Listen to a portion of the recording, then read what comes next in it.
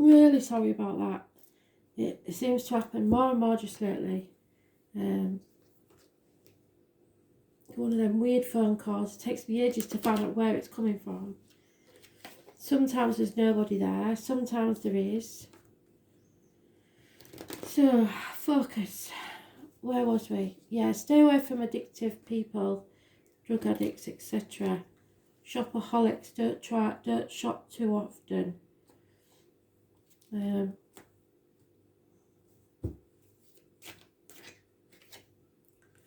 So wishes and dreams not coming true because something is coming back from the past to haunt you. I was born on the 17th, living or past, date for your diary and address. Massively important in a negative way. It's a can of worms, something you don't really want to face. But it could literally be something from spirit. There's a red rose mentioned, and they want you to face your demons, because until you do, there's no hope. So they want you to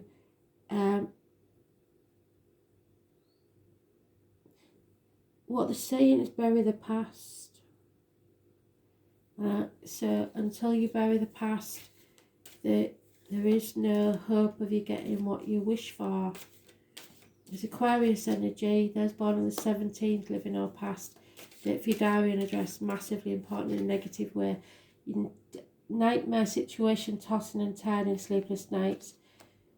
Because you're on a threshold, you know there's no going back to how things used to be. But can you stay where you are and begin again? Or do you need to take a new path?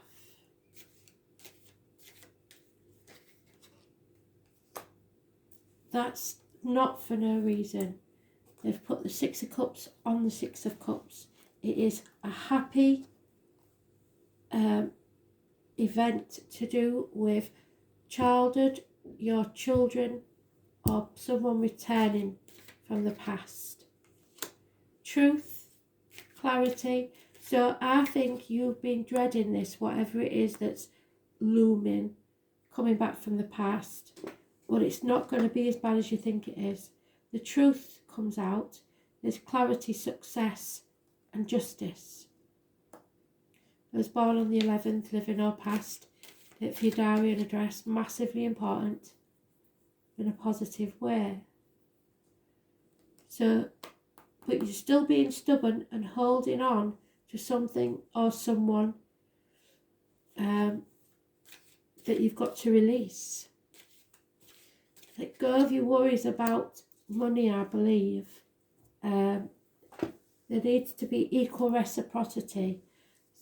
Someone who you've got to learn to receive as well as to give. There's a run of good luck, but you may receive bad advice. Don't trust the Gemini, Libra, Aquarius, doctor, priest or lawyer. Those born on the 10th, as I say, and the 11th, positive energy. Rules the lines in the marital home, Libra energy. So,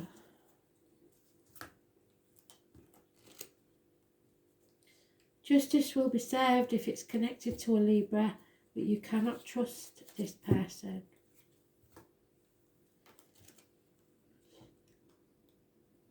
If you go to court, it should go in your favour.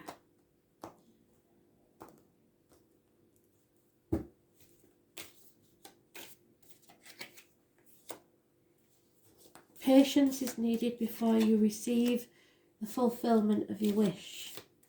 Someone is spying, lying, deceiving.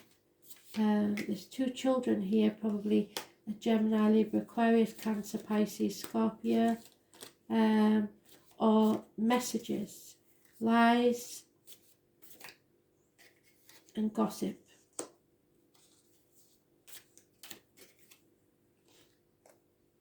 Lies and gossip.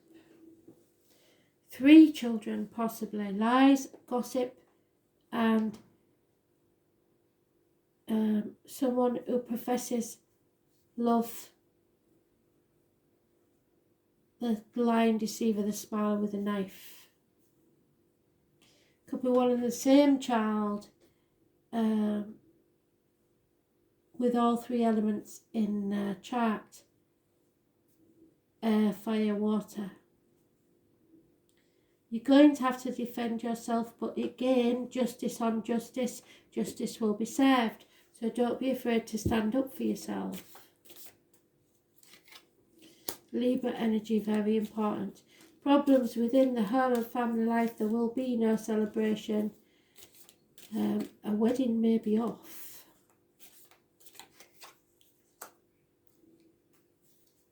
And someone's feeling stuck in stormy waters. So know that you are going to be put to the test and you are going to go through it, but that things will turn out well. Justice will be served. So stop panicking. You just got to let go and wait for spirit to sort this out, because they are working behind the scenes. Even though it looks like nothing's occurring, they have it's like watching a swan glide across a lake. The feet are paddling like 10 men, but you don't see that. You just see the grace. So don't let people in your head. Don't let things, just let things roll off your back like water off a duck's back. You can do this because you're a mutable sign. So you're quite capable of doing this if you try. Don't get involved. Let them tidy their own messes up. But the truth is coming out and justice will be served. Yeah. It's time really to think of yourself. You've put your boundaries in place, that's brilliant. But I know how hard it is for you to keep them there.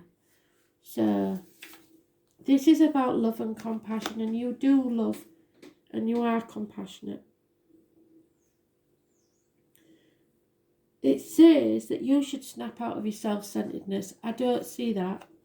The ego set a sneaky trap for you, and you may have forgotten that to create an abundant life, you must be conscious of how your choices impact those around you. Maybe that, yes. Are you trying to manipulate others to get what you want without consideration for them? That I don't see. This next part I do. It is possible that your good intentions are about helping too much, enabling another person to remain the same and preventing them from growing up. Sometimes it's better to let others hit rock bottom with their own suffering rather than trying to make it easier for them. And sometimes you need to be cruel to be kind. So be conscious that you aren't alone in this world.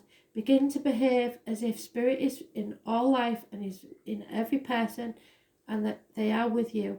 Remember that the living world is a sacred community and you are a magical, important part of it, but you're not the only one that counts. The High Lady of Love and Compassion is waiting to guide you and be your friend and ally.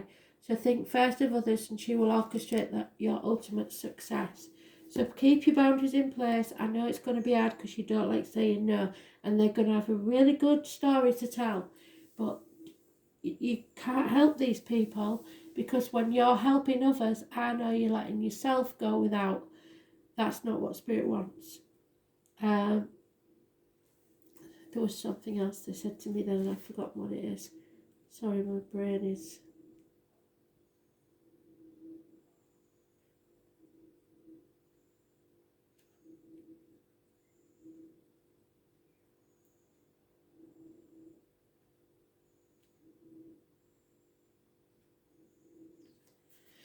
No, it's gone. So Spirit just want you to know, you'll keep doing what you're doing. Keep your boundaries in place. Don't keep giving to people that don't deserve it. They're the type of people, they're saying, that will borrow off you, and then you find out a month later they've gone on holiday, but they've come to you begging for help because they can't afford to pay a bill. You can't help that sort of people. And I know you want to, but you can't. So, yeah, see, sacrifice. That sacrifice has to end. It's a 10. Sacrifice is what you're doing all the time, and they don't deserve it, they really don't.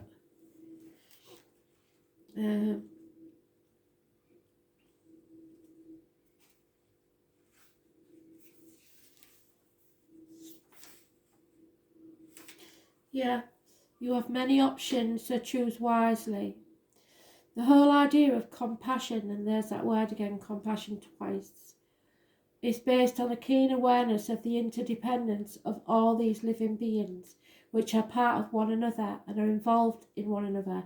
So it's people that you're involved with all the time, so you feel guilty if you say no. You are being directed into an area which may feel like it's unknowable. Surrendering to the mystery may work best now. Neptune is placed in the chart, so look for your Neptune in your chart. It may be a source of trouble, since this card is about escapism and beauty. So, like I said, avoid shopping too much to escape, to give yourself that buzz, or addictions. It's about disappointments and reverie. Seeing enemies as friends and vice versa are all traits brought to us by this watery planet. So, like I said, you may see the good in people, but in actual fact, there's a lot more bad. This is a crisis rescue cycle, exhausting friends and family with their many problems. So it's somebody that does this continually.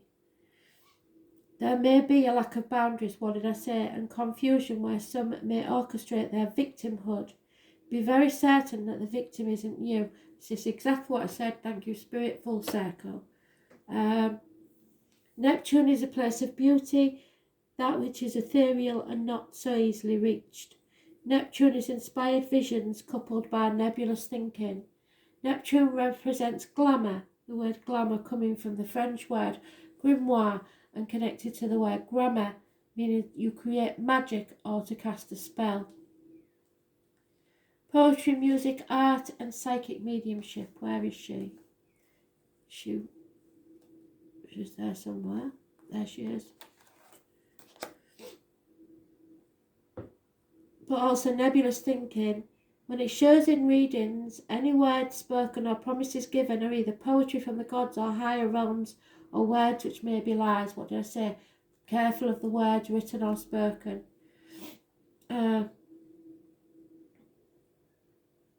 With the Neptune card, it will be difficult to get to the bottom of the issue. It may be all smoke and mirrors. Find yourself engulfed in nefarious mist with blame cast on the wrong person, and that's what I was worried about. There may be 3 children and the wrong person gets blamed. With this card, you want to be absolutely clear and upfront with everything. Cut for the bullshit, get to the point.